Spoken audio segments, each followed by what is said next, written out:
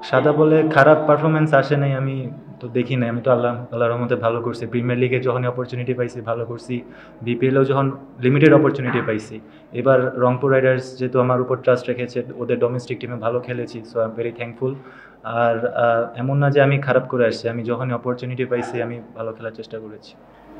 Side একটা সময় দেখা গেছে যে হেলস যেরকম ইনিংস খেলেন সে অ্যাগ্রেসিভ সে একটু আগের চার্জ করে আপনি দেখা গেছে হেলসের চেয়ে বেশি আপনার স্ট্রাইক রেট আপনি ওর চেয়ে বেশি চার্জ করে খেলতেছিলেন তো তখন আসলে প্লেয়ারটা কি ছিল দুজনের নাকি আপনি ফ্লোতে ছিলেন না, আমার মনে হয় ফ্লোতে মানে যে বলটা পাইছি ওই মেরিট অনুযায়ী খেলার চেষ্টা করেছি আমরা। সো যখন যে বলটা মানে বল অনুযায়ী খেলার চেষ্টা করছি, মেরিট অনুযায়ী।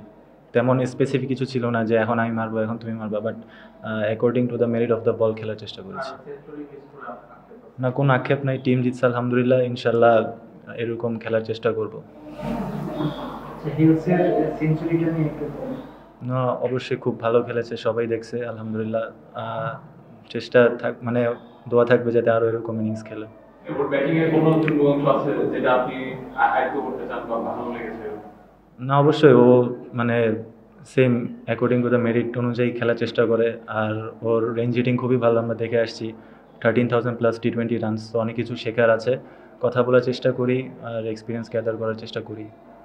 স্যার জিএসএল থেকে বেশ ভালো ছন্দে আছেন তো এবার বিপিএল এর আগে কোনো আলাদা কোনো প্ল্যান ছিল বা কোনো ওয়ার্কআউট?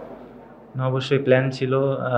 আমি সালাউদ্দিন স্যারের সাথে কাজ করেছি অনেক দিন ধরে, তো স্যার অনেক ব্যাক করেছে, প্লাস টিম ম্যানেজমেন্ট আমাকে অনেক ব্যাক করেছে। আমার মনে হয় আল্লাহর রহমতে ভালো হচ্ছে, বাট আরও ভালো করতে হবে ইনশাল্লাহ।